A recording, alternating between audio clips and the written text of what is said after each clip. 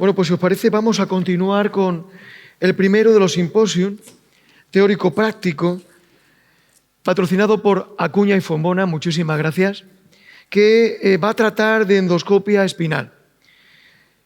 Moderan Susana Triviño, referente de cuidados de neurocirugía del hospital, y participan el doctor González Murillo Manuel y don Leandro Saucedo. Hombre, Manu, ¿qué pasa? Somos todos vuestros. Adelante. Si hay que subir para estar más cerca, vosotros vais diciendo, Manuel. Si la gente tiene que subir, los compañeros. Sí, somos poquitos, yo creo que podemos estar. Sí. Bueno, yo creo que todos estamos de acuerdo en que la endoscopia espinal ha pasado de ser algo que parecía que podía entrar dentro del elenco de ofertas que podemos ofrecer a nuestros pacientes a ser una realidad.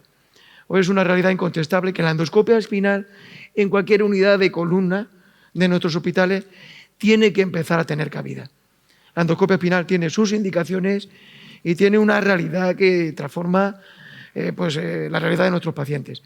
Y por eso traer aquí un taller de endoscopia espinal que nos acerque un poco a esta técnica que en principio dan un poco de miedo, porque es verdad que nosotros siempre, Alfonso, con nuestro microscopio vamos a cualquier parte del raquis, pero la endoscopia nos da un pasito más. Y es nuestra obligación formarnos, aprender y en la medida de lo posible aplicar lo mejor a nuestros pacientes.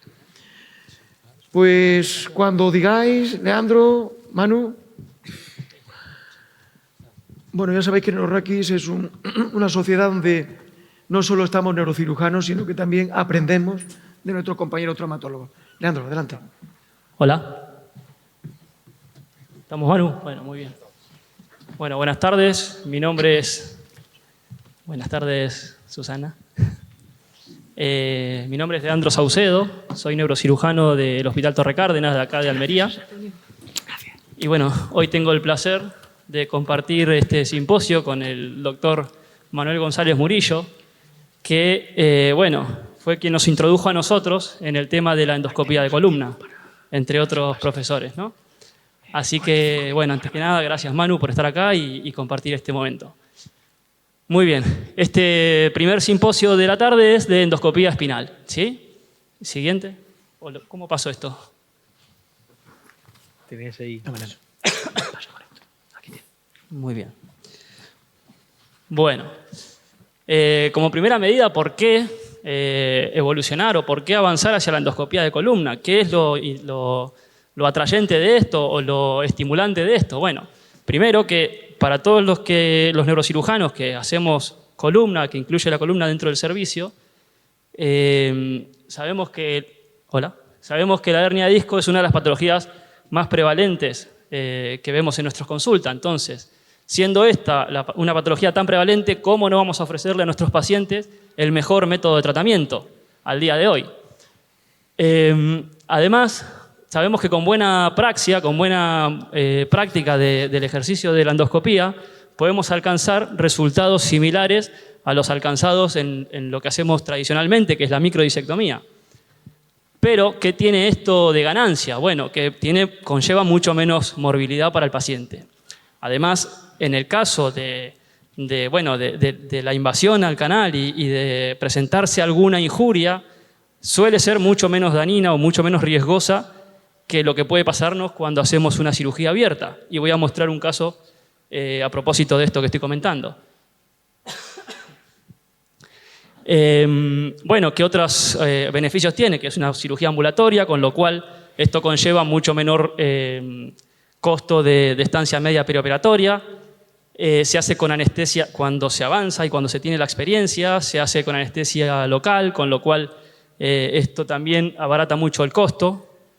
Y al día de hoy, si uno ve la bibliografía, vamos encontrando que muchos autores ya lo consideran este tratamiento o esta metodología de tratamiento como el gold standard para la hernia de disco y posiblemente en no muy lejano periodo también lo sea para la estenosis y otras patologías. El alcance de esto es mucho más extenso, ¿sí? Nosotros en la neurocirugía de Torre Cárdenas estamos iniciando los primeros pasos en la endoscopía de columna, con lo cual nos vamos a enfocar en esta primera parte y un poco también la charla que va a dar el doctor que pretende estimular a que quienes no hayan arrancado arranquen y que pretende un poco dar los conocimientos iniciales de esto. La charla inicialmente va a estar orientada a la hernia de disco lumbar, pero sabemos que el alcance de esto es mucho más amplio, ¿sí? Que se puede abarcar hernias cervicales, dorsales, bueno, estenosis y demás. Entonces, ¿cómo fue el proceso con el cual nosotros llegamos a esta instancia, a poder instaurar en nuestro servicio la endoscopía de columna? Como cualquier caso, cualquier procedimiento que vamos aprendiendo, inicialmente siempre tenemos una parte teórica, donde cada uno se sienta, se lee, estudia, además, y nosotros tuvimos la suerte de contar con el profesor Nicolás Prada, que es un referente en esta materia, que es colombiano y que ha estado por aquí, dándonos, además de esta charla que, como se ve en la foto, eso somos nosotros. Además, tuvimos el placer de tenerlo haciendo los primeros casos aquí en el hospital, enseñándonos y ayudándonos, ¿sí? Después de esto, como en todo proceso de aprendizaje, siempre es bueno contar con la práctica, por supuesto no en pacientes, ¿sí? Y con esto hemos concurrido. Acá está el profesor Manu enseñándome a cómo coger el endoscopio y bueno, y así fuimos varios de nosotros formándonos en este tema, ¿sí? Después de esto, naturalmente, tuvimos la posibilidad, junto al doctor Huete y otros compañeros, en ir a sus quirófanos. Ahí está el doctor Juan Álvarez de Mon, que es otro compañero también de Manu, que nos ha enseñado mucho en este tema. Hemos ido en varias oportunidades a aprender sus trucos, sus mañas y el procedimiento, hasta que finalmente pudimos ponerlo en práctica nosotros, ¿sí?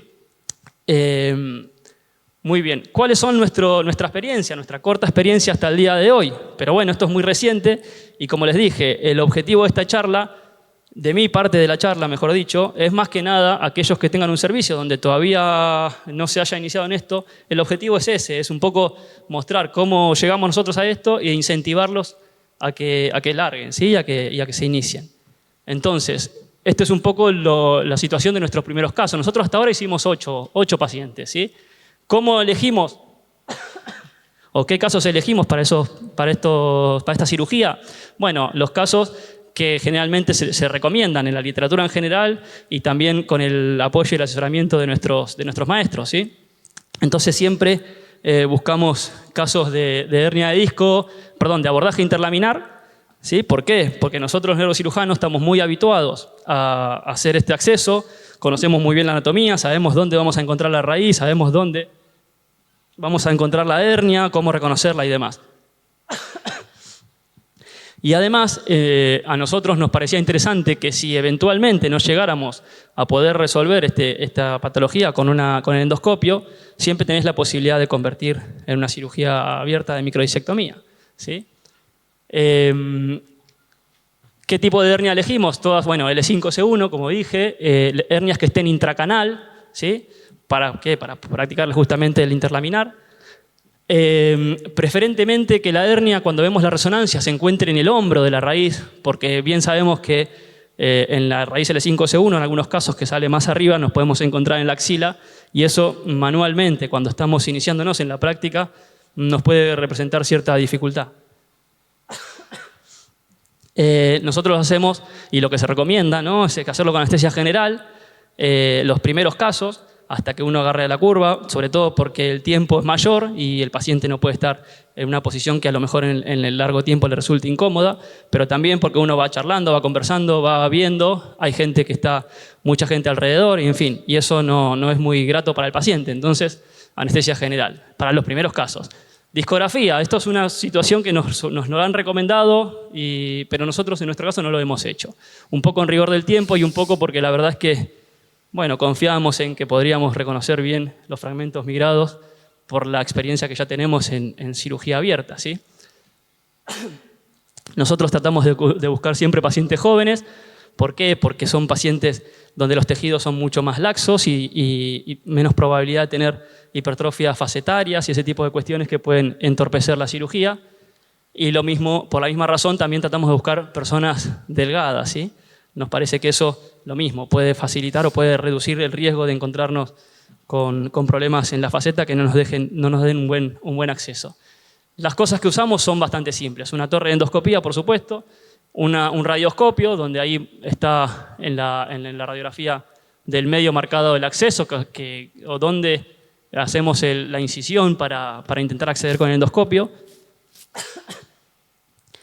Las pinzas, el instrumental que usamos, como se ve a la izquierda de la pantalla, son muy pocas cosas, ¿sí? Un par de Kerrison, un par de tijeras, una recta, otra curva, un disector y poco más. Y el bipolar, ¿no? La pinza bipolar, que es la que está a la izquierda de todo, que es de color blanca. Conectado a aquel instrumental, que es el Eliquence, que es el bipolar que usamos nosotros en las endoscopías. Lo dejamos siempre a 35 y poco más. ¿Cuáles fueron nuestros resultados? Bueno, como verán, son pocos casos, pero bueno, sirve para ir haciendo la experiencia y para ir... Muchas gracias, sí. Me facilitan ahora poder ver las diapos. Como decía, bueno, nuestros resultados fueron estos que están volcados acá en la pantalla, ¿sí? Tuvimos de los 8, 6 pacientes que se pudieron ir de alta inmediatamente a la tarde. Cierto que algunos de ellos tuvieron parestesia, ¿sí?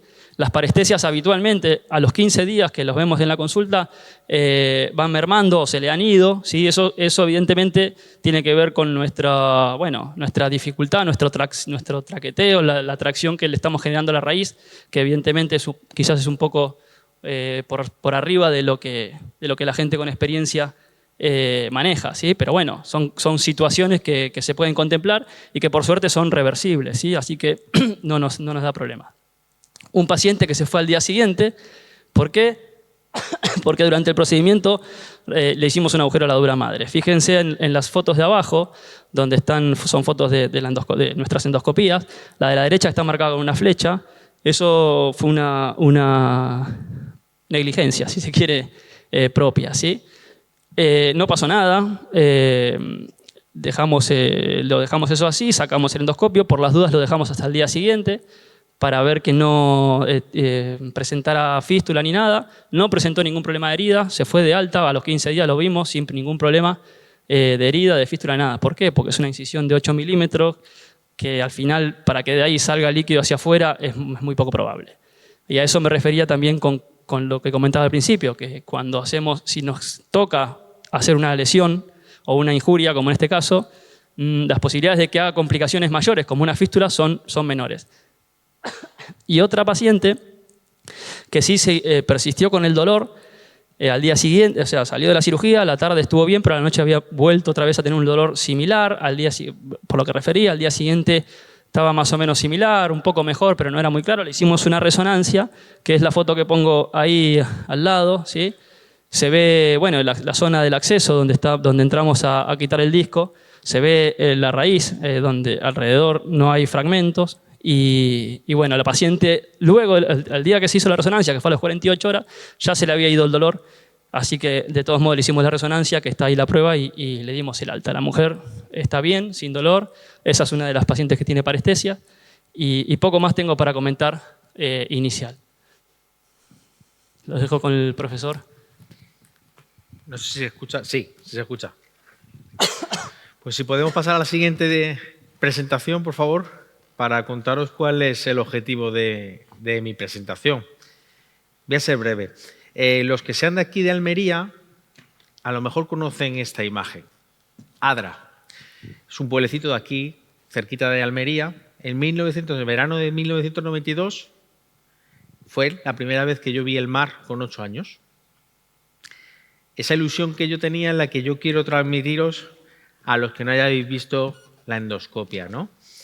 La misma ilusión que yo viví con 8 años viendo por primera vez el mar. Pues hoy, 32 años después, vuelvo a Almería y vamos a intentar haceros partícipes de esa ilusión. Soy Manuel González Murillo, soy vicepresidente de la Sociedad de Cirugía Percutánea y Endoscópica de Columna.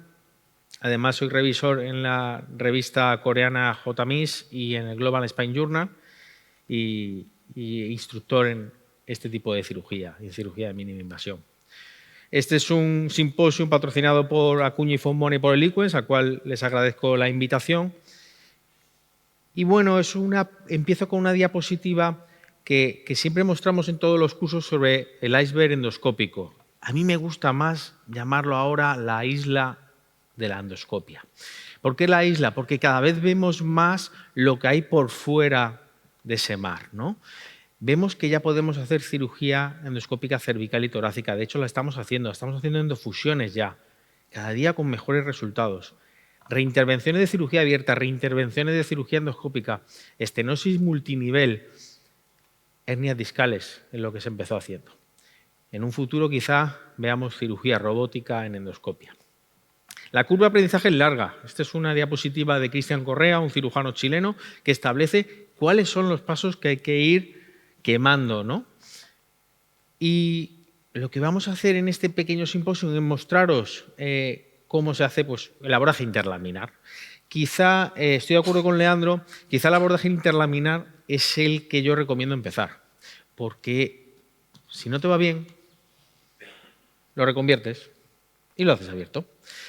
Porque el 50% de la cirugía interlaminar es llegar al amarillo. El siguiente 50% es quitar la hernia. Pero el 50% es llegar al amarillo. Es lo que más cuesta en las primeras. Te vuelves loco. Como no secciones bien la fascia, empiezas a comer músculo porque te da miedo penetrar dentro del canal. Pues es lo que vamos a ver en este simposio y en esta práctica. Si queréis escanear este código QR, os da acceso a este artículo que publicamos el año pasado en la revista coreana sobre limitaciones y cosas que no debemos hacer técnicas en la cirugía y en el abordaje interlaminar. A pesar de que tiene muchos años de historia este abordaje endoscópico, desde que lo descubrieron Choi y Ruiten a principios del 2000, esto no se había publicado las diferentes maniobras y por qué se hacen las diferentes maniobras para evitar lesiones y disestesias y parestesias, lesiones durales, lesiones del nervio.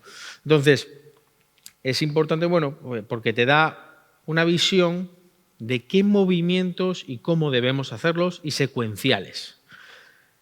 Esto está hecho sobre todo para un abordaje interlaminar el 5S1. Los abordajes interlaminares se pueden hacer a nivel de todos, pero estos movimientos en el E4, L5 y el 5S1 serían los que deberíamos hacer para una hernia que esté central intracanal. Y esto no nos va a dar tiempo, es el abordaje transforaminal. Yo recomiendo hacerlo después de que hayas hecho interlaminar, porque no lo puedes reconvertir, lo podrías reconvertir con otro abordaje, pero no con el mismo abordaje. El 50% de la cirugía del abordaje transforaminal, la inserción de la aguja. Si sabéis insertar la aguja correctamente, habéis hecho el 50% de la cirugía, porque luego ya son pasos también secuenciales. Y evidentemente luego aprenderéis a ver dónde está cada una de las estructuras. Pero el 50% inserción de la aguja. Así que tomaros vuestro tiempo con tranquilidad y ir paso a paso. No corráis, no pretendáis hacer cirugías de estenosis multinivel rápidamente porque lo esté presionando la industria, no. Yo empecé haciendo hernias discales y creo que hice 100 hernias discales hasta hacer alguna estenosis del receso. Ir quemando los pasos poco a poco y así tendréis muchísimas menos complicaciones, disminuiréis muy bien el tiempo quirúrgico y iréis animando a otras personas a que sigan haciendo cirugía, porque como no hagáis los pasos correctamente, la cirugía entonces, este tipo de técnica caerá en el olvido. Así que, como dijo Marco Aurelio o Napoleón o un famoso rey de España, vísteme despacio que tengo prisa. Así que os animo ahora, si queréis levantaros, vamos a hacer el abordaje interlaminar. Si alguien quiere hacerlo conmigo, no tengo ningún inconveniente. Si tenéis alguna pregunta, que seguro que la tendréis, vamos a ir respondiendo progresivamente. Entonces, si queréis acercaros, yo creo que sería lo mejor, porque somos poquitos y podemos irlo viendo un poquito más cerquita. Mauricio, venga, Alfonso, si queréis ir subiendo. Y mira, vamos, Manu, si te parece, vamos a dejar la diapo del QR, ¿no? Para que puedan ver. Ah, genial. Ahí está. Y luego, si puedes poner la diapo, una de las últimas tuyas, sobre cómo fueron tus primeros casos, porque lo vamos a mencionar. Entonces, estupendo. Si queréis, hacemos un corrillo así para verlo. Pues, ¿no vas a enchufar la cámara también? Ah, vale, genial. Yo quiero hacer un comentario a quienes no lo hayan hecho. aprovechen este QR y véanse este artículo. La verdad que es espectacular, está muy detallada la técnica y ayuda mucho, bueno, a mí me ayudó muchísimo para entenderlo y para tomar confianza. No obstante eso, a pesar de que esté muy bien explicado y que haya tenido grandes maestros, yo creo que parte del problema que tuve, porque ahí se explica muy bien también, esta parte de la técnica es como para reducir también las parestesias, ¿no? Sin embargo, yo creo que uno de los problemas que tuve fue que en algunos de los casos de estos, mi abordaje me quedó bastante medial, bastante cerca de la espinosa, con lo cual me quedó el endoscopio medio en diagonal hacia afuera y tuve que traccionar bastante. Bueno, pues a mí me gusta mucho hacerlo así. Yo prefiero meterme cerquita de la espinosa, a pesar de que en los libros te dice bien pegado a lo que es la articular y caer en hueso, yo prefiero caer en amarillo y luego hacer un corte del amarillo de medial lateral, ¿vale? ¿Y no hay peligro de rotura? Cuando pasa directamente de Sí. romper dura, más Sí, fácil. tienes que tener cuidado. Con el disector, cuando haces la primera incisión del amarillo, tienes que tener cuidado de no incidir muy fuerte. Pero luego, efectivamente, ese posible rotura que tuviste era del disector o si no era de la tijerita a la hora de entrar. No, yo creo que fue del bipo que nos... Del lipo. Sí, porque Es que era muy pequeñita. Viste que es bien redondo. Me metí pero con el vamos. bipo a través del amarillo y es muy pequeñito eso, sí. Pero vamos, Sí. es pequeñísimo, es Sí, menos sí. de 2 milímetros, Sí, no tiene sí, importancia sí, absolutamente. ninguna. Entonces, en el abordaje interlaminar yo prefiero caer eso, en la ventana, como he marcado en la imagen, pero me voy bien inclinado hacia medial, pegadito a la espinosa. Entonces, caigo en el amarillo, toco y muchos de los movimientos que hago con el obturador es tocar la lámina de abajo, tocar la lámina de arriba y quedarme en el centro.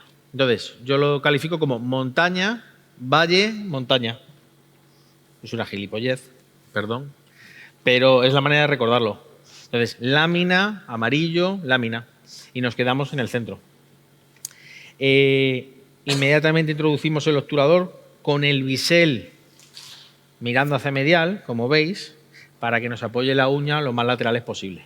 Esto te lo indica, como veis en el bisel, esta flechita que tiene el bisel, ¿vale? Este es uno de los instrumentales más compactos del mercado. Tenemos diferentes marcas, pero hay que decir que este es de los más compactos y a la hora de la enfermería pues también les gusta mucho en ese aspecto. Tenemos 3 tipos de instrumentales, tenemos el transforaminal, tenemos el interlaminar, que son exactamente de la misma anchura, el mismo canal de trabajo, lo único que se diferencian es la longitud. Podríamos hacer incluso interlaminares con el instrumental transforaminal. ¿Cuándo lo recomiendo hacer eso? Cuando sea un individuo obeso. En un obeso, pues podemos hacerlo. Eso que ha dicho de la paciente delgada, te diría que da exactamente igual. El tiempo quirúrgico es el mismo, que es otra cosa de las ventajas de la endoscopia. El tiempo quirúrgico es exactamente igual en delgados que en obesos. Sí, eso lo sé y ya me lo habrías comentado. Pero a nosotros, claro, que en Lo que pasa es que si lo tienes que reconvertir... que en tus manos sin duda será igual. Nosotros, a priori, intentábamos buscar, cuando nosotros tenemos una lista de espera de pacientes interesante, entonces en la selección del paciente, sí es cierto que buscábamos pacientes jóvenes porque nos iba a costar posiblemente menos. A vos te costará lo mismo. A nosotros, a quienes se inicien en esto, nos costará menos comer el amarillo, que a veces está más duro en la gente mayor, que si tiene una hipertrofia facetaria. No sé si ustedes... Jóvenes te doy la razón. En lo de obesos y delgados, está bien elegir delgados, porque en el obeso sí se ha visto que hay un mayor porcentaje de reintervención por recidiva herniaria, recidiva precoz. Eso sí se ha visto. Es decir, el paciente obeso con hernia de base ancha L5-S1 es el que mayor herniación temprana tiene. Entonces, si puedes asegurar el paso con los primeros casos, eligiéndolo paciente deportista, tal, que luego vaya a hacer una rehabilitación con una fisioterapia precoz bien, pues ideal, porque así vas asegurando el paso. Es decir, que eso lo veo genial. Pero bueno, que no os limitéis si hay un individuo obeso porque te va a dar igual en cuanto al tiempo quirúrgico. Entonces, el motivo del simposio y de la práctica no es tanto enseñaros lo que se ve en el modelo este anatómico, que también... es sobre todo enseñaros la ergonomía que tienes que mantener cuando empiezas a hacer este tipo de cirugías. Manu, perdón, antes de seguir avanzando, un inciso. Vos cuando ponés el obturador, y el disector y el endoscopio y la camisa del endoscopio, ¿Sí? ¿chequeás con radioscopía efectivamente el nivel que estás? Siempre. AP Entonces, y lateral. aquí solo no AP. lo hacemos por ser un poquito más rápidos, pero haríamos, solamente hago AP. Al principio haces AP, lateral, oblicua, haces lo que sea porque te pones... pero en principio AP. Si estás seguro de que has tocado la lámina, las dos láminas, te has quedado en el centro, no tienes por qué tener problema. Pero es verdad que si notas un resalte a la hora de entrar al obturador, dan una lateral. Porque al principio hacen mucho movimiento cráneo-caudal y te puede desinsertar, hacer una maniobra de splitting del amarillo y te metes dentro del canal. Entonces dale una lateral y lo ves si estás metido o no. Pero si no, doy con el obturador una P, con la cánula una P y fuera. Y esa maniobra que haces de tocar montaña, valle, montaña, ¿no? Para identificar la lámina de arriba, la de abajo y el amarillo. A su vez también te ayuda un poco a disecar el músculo. Sí, ¿cierto? un poquito, claro. Lo que no tienes que tener miedo en los primeros casos porque tendemos a no seccionar la fascia y nos quedamos muy arriba con el endoscopio. Entonces empiezas a ver músculo y te vuelves loco. Yo mi primera endoscopia, pues la primera hora y media fue llegar al amarillo. Yo estaba desesperado ya. Pero llegué al amarillo y dije, ahora empieza la cirugía. Y ahí te animas. Entonces, lo interesante del simposio es cómo os recomiendo yo que os coloquéis el pulgar entre medio de la luz y el endoscopio, como veis. ¿Veis? Ahí. Así. Cada endoscopio y cada marca se coge de una manera. Habrá algunos que os enseñen a cogerlo así, si os vais a diferentes marcas. Puedo decir que esta es una de las más cómodas de coger, ¿de acuerdo? Porque se introduce el pulgar aquí y con eso lo que haces es manejar la profundidad, ¿vale? Y recomiendo cerrar todo el puño y apoyarlo encima de esto. Es decir, el quinto dedo se apoya encima del saliente de la cánula. ¿Eso qué os va a originar en los primeros casos? Que aquí os va a doler un montón, muchísimo. Pero si os duele lo estáis haciendo bien. Porque cuanto más quietos estéis, mejor. Y siempre que visualicéis en la pantalla parte de la cánula. No estéis aquí, por favor. Ni tampoco aquí, no tiene ningún sentido. Sino que visualicéis eso. De esta manera, lo que tendríamos a las 6 sería lateral, lo que tendríamos a las 12 sería medial, a las 3 tendríamos craneal y a las 9 tendríamos caudal, ¿vale? Manu, sí. ¿Con qué mano coges el endoscopio? Muy buena pregunta, muy buena. Uno de los sentidos de los cursos en cadáver que hacemos es que localicéis qué mano se os da mejor. Al final yo termino cogiendo una o otra. Tenéis que saber cuál es la que tenéis que coger. En la endoscopia uniportal manda más la que coge el endoscopio que la que maneja el instrumental. La que maneja el instrumental es una mano tonta. ¿De acuerdo? Entonces, nada más que hace comer. Pero ¿dónde está? Si yo quiero comer abajo, tengo que mover el otro. ¿Vale? Entonces, uno de los objetivos de los cursos en cadáver es que probéis. Porque la que manda es la otra. Yo soy zurdo. Claro. A mí me lo comentaste en el curso y realmente me sirvió mucho porque la tendencia que uno tiene espontánea es a cogerlo con la mano tonta, que en mi caso son las dos, pero bueno, la menos tonta. Y al final terminé solo, en la misma primera cirugía, cambiando la mano y cogiéndolo con la zurda, que por es eso, la menos tonta. El objetivo del curso no es hacer la cirugía, el objetivo de los cursos es manejar la ergonomía, cómo vais a estar más cómodos, cómo coger esto, cómo coger el endoscopio. Yo os recomiendo así porque os vais a estar más quietos, pero con el paso del tiempo, y tú nos has visto en cirugía, yo lo cojo así. Porque con una sola mano puedo girar la cánula y disecar tejido y puedo mover la cámara. Es decir, con una sola mano puedo hacer varios movimientos. Pero al principio lo que interesa es cuanto más quieto, mejor. ¿De acuerdo? Entonces, con esto manejamos profundidad y en principio, cuando hacemos cirugía de hernia discal L5S1, no me interesa estar moviendo el endoscopio. No perdáis el tiempo, nada más que en ir a esta posición y estar totalmente enfocados en abrir el amarillo y llegar dentro del canal. No se abre el agua, ¿no? Ah, perdón. Nos vamos a poner aquí perdidos. Entonces, en cuanto a la ergonomía que tenéis que tener, es decir, yo aquí debería estar un poquito más alto. El brazo tiene que estar como a 90 grados, ¿de acuerdo? Lo más cómodo posible. Las primeras cirugías se suele uno posicionar mal y se suele posicionar así. Y si veis algunas fotos de la gente que publica, está haciendo endoscopia de una manera muy aparatosa, cogiendo el endoscopio raramente y así. Y cogiendo esto y pasándolo así por encima, que no sabe ni cómo lo puede pasar. Os termina doliendo los hombros, las rodillas, todo. Entonces, cuanto más cómodo, mejor. Brazo a 90 grados, un poquito más alto estaría bien. En interlaminar es recomendable ponerse un altillo y estar más alto, porque si no, no pasaría bien el rayo por abajo, ¿vale? Y luego, maneras de coger el instrumental. Entonces, dejaríamos, como os he dicho, que se viera parte de la cánula de trabajo. Y esta, que es la bipolar, si veis, sale hacia arriba, ¿vale? La gente suele cogerlo así. Mira lo que pasa cuando yo intento llegar a las 6. Mi hombro está sufriendo muchísimo, me duele todo. Lo recomendable es cogerlo con 2 deditos. Además es muy ergonómica. Se pulsa con 2 deditos y cuando quiero llegar a diferentes zonas lo que hago es pivotarlo. De esa manera yo ni giro la muñeca, ni giro el hombro, ni el codo, ni nada. Solamente pivoto. Esa es la manera más cómoda de coger esto. Y esto se usa de palpador, de disector y de coagulador. Este, casualmente, el de Liquens, que es uno de los mejores del mercado, tiene una función que es turbo, que lo que hace es vaporizar totalmente el tejido. Entonces, tú lo puedes usar,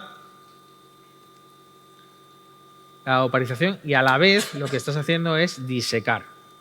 Manu, ¿y el turbo? ¿En qué instancia de la cirugía Sí, lo recomiendas? solamente uso el turbo cuando estoy lejos de estructuras neurológicas, porque vaporiza, porque puede abrir agujero la dura. Creo que ahí Entonces, tuvo, siempre ahí que tuvo estés, me equivoqué de pedal, me parece. siempre que estés por encima del amarillo. Y luego lo que hacemos es, como tejido, con una pinza de disco, para ir a visualizar el ligamento amarillo, ¿vale? Entonces, como veis, siempre me meto el instrumento mirando hacia mí, porque de esa manera yo veo lo que estoy cortando. No lo metáis así, porque si no, no vais a ver. Y encima que no lo vais a ver, están diseñados para que te choque el endoscopio y te dificulte. Entonces, siempre metéroslo de esa manera, que podáis verlo, que podáis ver lo que coméis. ¿De acuerdo? Manu, Dime. con la infusión de suero, ¿cómo lo manejas? ¿Por altura, con bomba?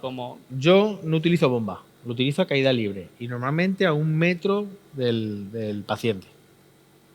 Se ha visto que con bomba hay publicaciones ya que informan que si tienes una rotura dural puedes originar un aumento de presión del líquido cefalorraquídeo y con eso convulsiones. Hace poco además revisé un artículo que mencionaba que el uso de cefazolina, que yo sí la uso, y es más, a lo mejor te lo recomendaría que lo usaras, pues el uso de cefazolina, si tienes una rotura dural, incrementa también las posibles convulsiones postquirúrgicas si tienes una rotura dural. Yo no tengo ninguna, pero bueno, únicamente, para que lo sepáis. Uso cefazolina en los sueros, en 2 bolsas de 3 litros, 1 gramo, pero esto no está nada demostrado. Si me puedo evitar una infección de columna de 1 millón, pues con eso me lo evito, ¿no? En principio, no hemos tenido ninguna infección en endoscopia. Perdón, cuando hablas de cefazolina es en la irrigación. Y profilaxis. Además de la profilaxis. Le pongo profilaxis y en la irrigación además lo pones en el le suelo. pongo 1 gramo. ¿Vale? Y ya te digo, a caída libre. No hemos evidenciado, nosotros hemos usado bomba, sin bomba, diferentes instrumentales. No hemos evidenciado cambios de la bomba o no bomba. Si usas a caída libre y tienes un sangrado, oye, quiero pararlo. Elevamos un poquito, taponamos, vemos dónde está el sangrado y vamos a atacarlo. Pero con tranquilidad. Quiero decir que no hay problemas con los sangrados habitualmente. Tenemos más problemas cuando son estenosis multiniveles en individuos ya añosos. Ahí sí podemos tener un poquito más, pero en las hernias discales no solemos tener problemas. Lo que se suele hacer en las hernias es coagular muy bien el receso una vez que te ha llevado al amarillo, que es el punto donde te van a sangrar.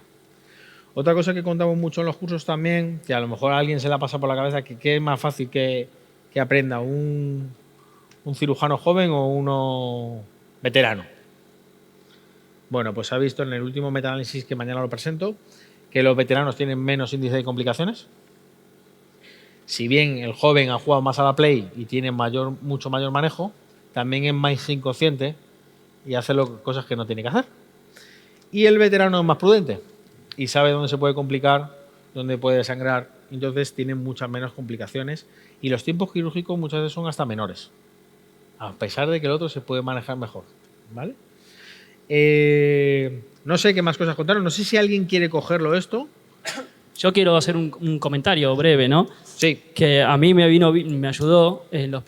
Bueno, nosotros estamos haciéndolo de a dos estos casos, ¿no?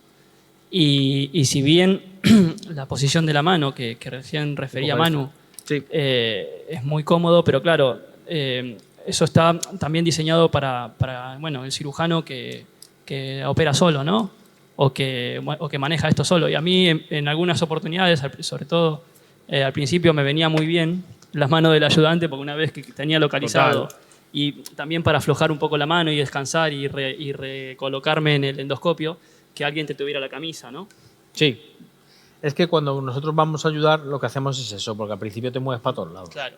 Y lo que te interesa es estar lo más quieto posible. Porque, perdón, una cosa que nos pasó es que parece que no es tan relevante, pero sí me ha pasado de aflojar y que se me salga la camisa del sitio donde habíamos abierto el amarillo, y eso... porque se suele hacer esto. Se mete el dedo por debajo, y haces así, mira. Ay, que me salgo. Hoy ya me he ido. Claro. Porque tiras de aquí abajo. Entonces, por eso os digo que siempre coloquéis vuestra mano. Sí. Ahora. Siempre coloquéis vuestra mano por encima, porque si no es muy fácil que salga, ¿vale? La manera de decidir el amarillo se pueden hacer de varias maneras. Se pueden hacer bien con disector, hacemos una pequeña apertura, entra el suero y te despega la dura del amarillo, o también se puede hacer con la tijerita. Con la tijera, como veis, siempre apuntando hacia mí, y como veis, la tijera no corta hasta el final, tiene una superficie que es más roma y que empujaría las estructuras neurológicas. Y lo que vamos haciendo es, a la vez que voy abriendo, voy apretando lo que es la cánula de trabajo para tensionar la fibra del ligamento amarillo. Como veis, es un muñeco y no se asemeja mucho a lo que tenemos que ver en un... Manu, ¿y te es más cómodo y más seguro a vos la tijera recta? Porque a mí, yo como Mira. todavía voy con miedo, estoy usando más la angulada, ¿sabes? Como Mira, que yo me da estoy- sensación de mayor Yo protección. estoy yendo con miedo aquí. La recta, lo bueno que tiene es que no te corta hasta el final y que esa posición roma que tiene te permite proteger. Cuando ya has abierto un poquito, si tú originas un poquito de presión en el amarillo, te va abriendo progresivamente las fibras. ¿Vale? Y cuando has abierto un poquito, lo que haces es, ya que hemos abierto, lo que hacemos es dar la coagulación. Y me toco y digo, oye, esto está duro, pues estamos ya en hueso aquí. Pues vamos a visualizarlo todo, ¿vale? Muy interesante, es muy interesante sí, sangre y todo. Es muy interesante este bipolar, a mí me pareció, porque nada, justamente eso, además de ir coagulando y que sea la punta que se angule hacia los lados, que yo vi que la usan mucho de disector, mano, y me parece muy seguro, ¿no? Como disector, la punta del bipo. Sí, yo lo uso constantemente. Es más, tenemos palpadores ahí que no lo usamos apenas, ¿sabes? Yo creo que el disector lo usas para abrir el amarillo a veces y para abrir el disco, ¿no? Si es necesario. Sí, Y poco para más. abrir- y La poco mayoría más, lo vi que lo poco hacen. más, para separar un poquito las fibras, ¿sabes? Entonces, y nos ayudamos mucho con la cánula de trabajo, ¿sabes? Nos ayudamos muchísimo para abrir ese ligamento amarillo. Tenemos otra tijera que no hay otra en el mercado, que es así, que es angulada, que funciona como un Kerrison. Si la veis aquí, es como un Kerrison y la verdad es que es bastante segura para meterse por debajo. Tú te puedes meter por debajo del ligamento amarillo, ¿vale? Y con eso ir disecando, ¿vale?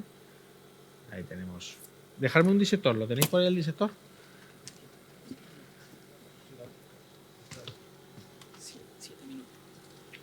Sí, sí. Quedan 7 minutos, mano. Vale, perfecto. Vamos allá aquí. ¿Qué hace? Ahora 45. Ya. Entonces, como veis, la estructura del fantoma todavía no son realistas del todo porque no podéis ver. Esto nos pasa también en los cursos en cadáver, que hacemos los cursos en cadáver y digo, no es igual. Claro que no es igual, porque no tenemos las pulsaciones de la dura, no tenemos esa elasticidad de los tejidos. O sea, esto va a ir mejorando progresivamente en todo, va a ir mejorando todo. Sí, lo interesante que un poco lo comentaste también al principio, de esto, tanto los cursos cadavéricos como esto con el fantoma, tiene que ver más con la manualidad de cómo coger el endoscopio, Totalmente. de familiarizarse con el instrumental. Tiene que ver ¿cierto? cómo coger el endoscopio, cómo darnos la profundidad, cómo coger la bipolar a la hora de no dañarnos ergonómicamente y que no salgamos dañados, porque la primera cirugía son 2 horas, 2 horas y media, que te duele todo. Entonces, aprender a manejar cómo cogerlo la bipolar, cómo coger el Kerrison también. Que lo cojo, como veis, siempre lo cojo mirando hacia mí. ¿De acuerdo? Es decir, todas esas cosas es la que se va aprendiendo. Con respecto al motor, lo hemos puesto aquí. Yo os diría que si empecéis a hacer endoscopia no lo uséis. Y yo sé que el neurocirujano, el motor es su amigo. Del trauma no tanto. Entonces, recomiendo que no lo hagáis. Hay gente que recomienda que se utilice de inicio para ir aprendiendo. Pero el estropicio que pueda hacer esto es mucho mayor que un Kerrison.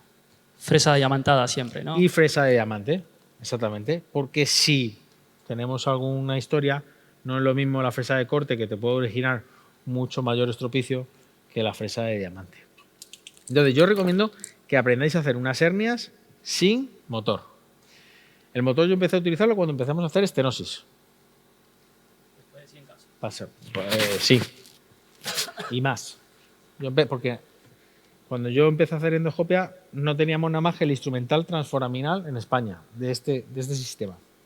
Entonces, yo mis primeros 150 casos hice con un instrumental, casi todo hernias, alguna estenosis del receso, pero lo hacía todo con Kerrison. Entonces, cuando ya tienes manejo del Kerrison ya puedes pasar al motor. Porque al fin y al cabo, pues el motor, el movimiento que tenemos que hacer... Uy, pues no va. Le habremos dado... Al final el movimiento que tenemos que hacer es este tipo. Que la Kerrison va más lento, pero es mucho más segura, seguro, menos riesgo de más lastimar seguro, más estructuras, seguro, ¿no? totalmente más seguro. ¿Te parece, Manu, si con los tiempos que quedan, si vemos alguna pregunta o Sí, querías yo comentar creo algo? seguro que tenéis alguna. Ahora sí, nada, si era para probarlo ahí dentro, nada más. Para cortarlo si queréis. ¿Queréis alguno cogerlo? No quiere nadie. Bueno, pues luego cuando nos vayamos que lo cojan. Ahí lo cogerán todo. No, seguro que alguna pregunta tendréis. Experiencia con pacientes, porque creo que es una técnica que puede venir muy bien para pacientes de edad Avanzada. con estenosis, en donde el tiempo de hospitalización es pequeño y donde al paciente puedes... Mañana- ¿Qué experiencia tienes? Pues mira, mañana presentamos nuestra serie que hemos... creo que se va a salir publicada en el JMIS, de 42 pacientes de estenosis multinivel. Los primeros 42 pacientes que hicimos de estenosis multinivel. Ya llevaremos más de 250. La experiencia es muy buena, pero como en el recalibrado de Senegas, tienen una evolución que llama la atención. En los primeros semanas, espectaculares. ¡Buah! Se levantan, los ves dados de alta, estoy espectacular. A la semana o a los 10 días, empeoramiento. Dan un bajonazo brutal. Se inflama todas las estructuras neurológicas y empiezan con bastante dolor. Hay que calmarlos, darles corticoides y tal. Y luego al mes, meseta. Y ya mejora. Pero esa es la evolución natural. Pero la evolución en los primeros días es espectacular. Tenemos que decírselo antes de la cirugía que le va a pasar eso. Y eso es lo que estamos viendo en todos los pacientes de estenosis multinivel. Yo creo que donde más cabida tiene, o sea, esto comparado con una tubular o con un micro, una voraje interlaminar, no le sacas mucho rendimiento. O sea, pero es que se va a terminar haciendo así. Es que no va a haber otra opción. Es que esto va a ser como en la artroscopia de rodilla.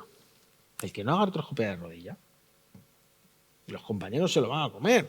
Es decir, poco a poco vamos a tener que ir manejando y ya los residentes van a aprender a hacer esto y van a saber manejar complicaciones de cirugía con esta técnica. Nosotros estamos haciendo mucha cirugía también de reintervención de cirugía abierta.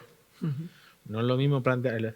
El otro día tuve una paciente de 69 años con mielopatía torácica, T10, T11, estaba instrumentada desde T12 a S1, con una cifosis de la unión proximal.